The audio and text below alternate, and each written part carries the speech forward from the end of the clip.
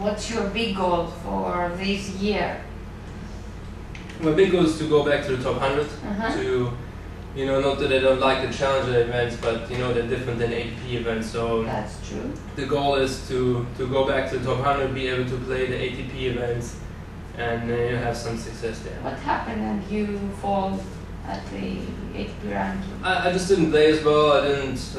I had some injuries here and there, but nothing big, but I just didn't play as well. I just had a... Do you feel mentally, tired? well, I struggled. I came up so quickly.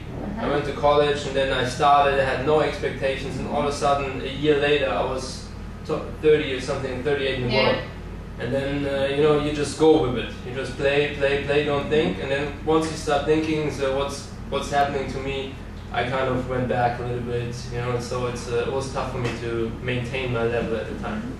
I never expected me to be really that good. I never expected, because I was in college, I never had big wins, so I never expected to be top 100 in the world, or even top 300 in the world. I always thought that I didn't have the level to be there.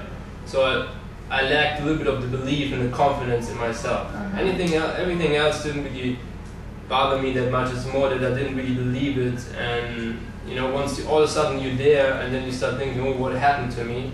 And then you're trying to you get a lot more pressure. You put a lot of pressure from yourself. You get pressure from other people, and then you just don't play as well. And for me, I have to be aggressive. I have to go for it. And if I take a step back, I'm not as good anymore. So that's what happened. Is there any player that you admire right now, apart from Becker that you said that you? I followed Becker, I followed Aegean, I followed all those guys. I admire obviously Federer, but it's an easy call for mostly for his mental ability to stay at the top and be so consistent. The same as Nadal now.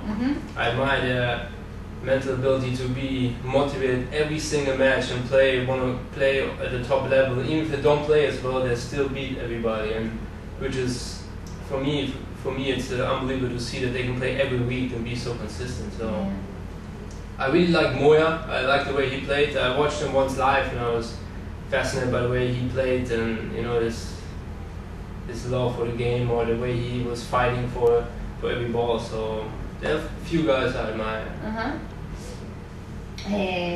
Is there anything that you are afraid of, like injuries or psychology? Well, injuries. I had an injury in November, which I had to have surgery almost, and which would have put me out for half a year or something. So I was a little bit afraid of that, but luckily it didn't happen.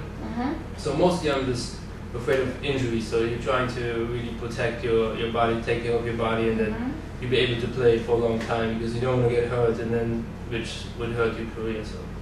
Is the career of a tennis player a lonely way, and how hard is that? It gets lonely at some points, but that's why you have some friends on the tour that really can help you out. You got people help each other out. Which one's your best friend? Unfortunately, Benedict, we traveled. We went to the same university. We know each other for 15 years, so we are good friends, and so that's why when you travel together, it's a little bit more fun than when you travel by yourself. So that's true. It can be lonely at times, but that's when you try to help each other out a little bit. Tell me your opinion about this tournament. It's nice, it's very nice. I was excited to come here. I've never been here, so it's very nice, well organized, good courts. I have nothing to complain, so it's everybody seems to enjoy it. You see, it's the first time that they organize a challenge. Yeah, I know. It's been good. We have nothing to complain. The hotel is nice, so everybody feels comfortable, which is good. Okay, that's all. Alright. Really, thank you for your time. No problem.